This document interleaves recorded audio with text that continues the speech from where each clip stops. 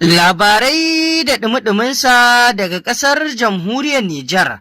Faɗa ya ƙare tsakanin ƙasar Nijar da kuma ƙasar China a dangane da batun man fetiri, wanda an kwana biyu ana sa toka sa katsi tsakanin ƙasar China da ƙasar wato jamhuriyar Nijar biyo bayan abin da ya faru. A yanzu an yi wata sabuwar yarjejeniya wadda za ta ba wa ƙasar jamhuriyar Nijar damar wato cin gajiyar wannan man fetiri nata. Kamar yadda za ku ji cikin wannan rahoto da za mu kawo muku. Masu saurare sai ku gyara zama domin jin wannan cikakken rahoto da za mu kawo muku.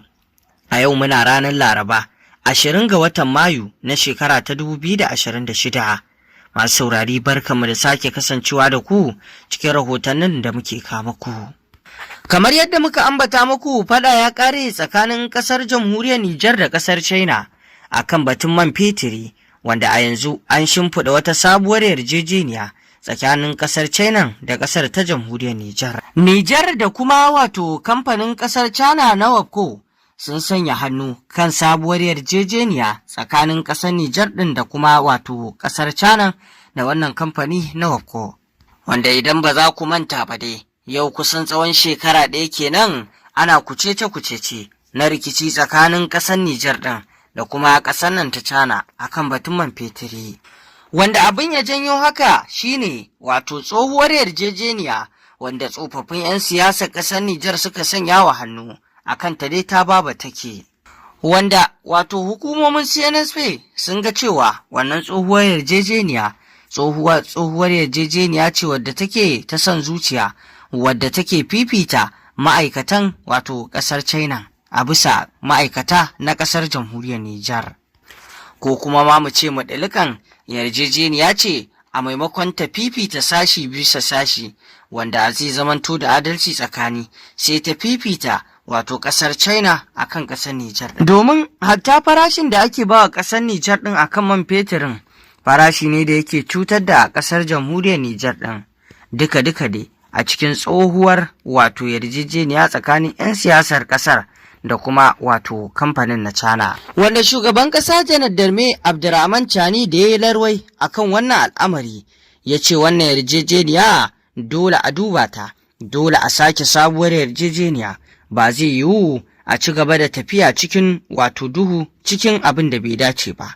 Dole ne Nijar ta kwaci 'yancinta akan dukkan komai. Farko mu fara magana akan yarjejeniyar wato da fari akan Hotel Salud na wato Yamai, wanda yake na ƙasar China ne, wanda wannan hotel an rufe shi wato tun kusan watan Maris da ya wuce na 2026, wanda a yanzu kuma an sake shimfiɗa sabuwar wato yarjejeniya da ƙa'idoji wanda dole wannan wato hotel su fi wato wannan doka da ƙasar Nijar ta bi.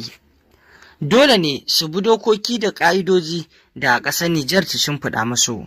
Na cewa dole ne su bayyana gaskiya a cikin abin da ke kai kawo a wato wannan hotel ɗin, domin a da suna ɓoye-ɓoye ba sa bayyana gaskiyar abin da suke samu da dai sauransu, wanda minista ta aika masu bisa a yi basu bincike inda suka kiya, wanda aka rufe wannan hotel.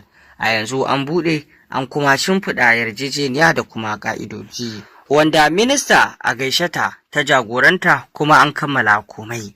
Yanzu kuma mu tafi zuwa ga batun WAPCO wato kamfanin ƙasar China dangane da batun man fetirin da kuma CNPC bisa sa hannu da aka yi da ƙasar jamhuriyar Nijar. Na farko akan batun tura man fetiri ta bututun man fetiri wanda ya cutar da ƙasar jamhuriyar Nijar. A da yana ɗaukan farashin yana ɗaukar wato dolar 20 da wato 7. Wanda kuma a yanzu an dawo da shi dolar 15, wanda zai ba wa ƙasar jamhuriyar Nijar samun wato maƙudan kuɗaɗe wajen wato miliyan 106, wasu kuma su ce da wato 20. A kowace shekara Nijar za ta samu waɗannan kuɗaɗe kuma na wato ƙasar Amurka. Idan kuma aka kwatanta shi da sifa ta ƙasar Nijar wato zai kama miliyan 60.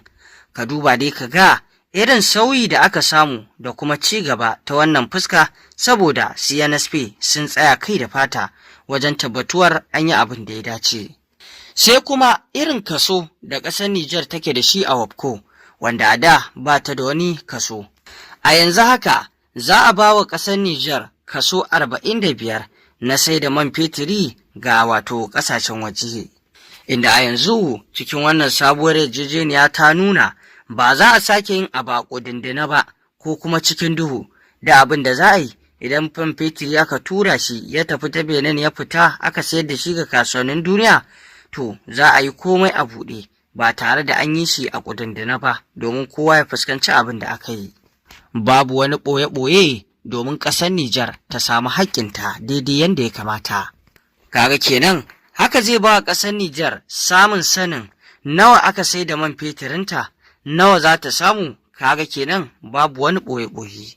Sai kuma batu na aiki na ma'aikata a cikin gida, inda yanzu Nijar ta samu damar ta wato haƙƙin ɗaukar a waɗannan kamfanoni da ake yin aiki na man fetiri. Wanda da wato ƙasar Nijar ma'aikata kashi wato 15 ne, amma yanzu zai dawo kashi 85.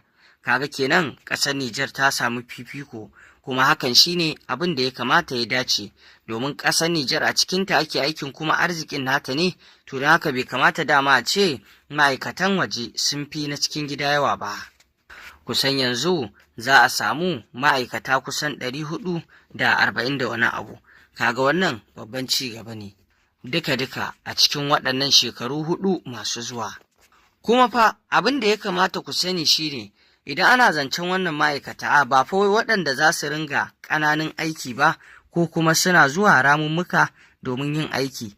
Wannan ya haɗa da duka manyan ma'aikata waɗanda za su ringa ɗaukan hukunci da sijan a cikin wato kamfani. Kaga kenan Nijar ta samu tagomashi ta wannan yarjejeniya sabuwa, wanda za a samu a ƙasar Nijar akwai wasu daga ciki ƙananan ma'aikata, akwai kuma manya, kamar yadda manya suke kasancewa na wato cikin ƙasar China. Kamar yadda muka sani da manyan ma'aikata kawai 'yan ƙasar China ne, to a yanzu har 'yan ƙasar Nijar za a samu manyan ma'aikata. A CNPC zai kasance yanzu kaso 60 Nijar za ta samu na wato manyan ma'aikatan da za a samu, wanda a ƙasar Nijar za a samu wannan sauyi.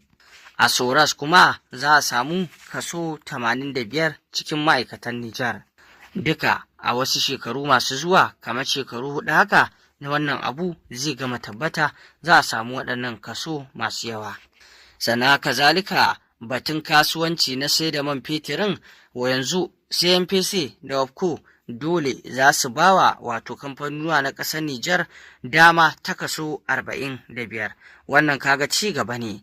Wannan shine rahoton da muka kawo muku a takaice dangane da wannan batu tsakanin ƙasar China da ƙasar nan ta Nijar. Yanzu an samu wato sasanci biyo bayan wato 'yan rigima da aka yi tsawon shekara, wanda ƙasar Nijar Chani ya kawo sabon tsari a sauka daga kan tsohon tsari, wanda tsohon tsari yana cutar da ƙasar Nijar a cikin yarjejeniya, wanda China da ta nuna ba za ta sa hannu ba. Ƙarshe dai wato Nijar suka ɗauki mataki akan ƙasar ta China. Yanzu dai an sulhunta komai ya da daidai, rigima ta ƙare. Nijar a yanzu an samu mata cikakken 'yanci, duk wata harka da Nijar za a dankwafe ta. Chani ya soke wannan. To kaga wannan ci gaba ne babba da ake samarwa, kuma haka ake so shugaba ya kasance. To masu saurare, ƙarshen rahoton kenan, me za ku ce kan wannan al'amari?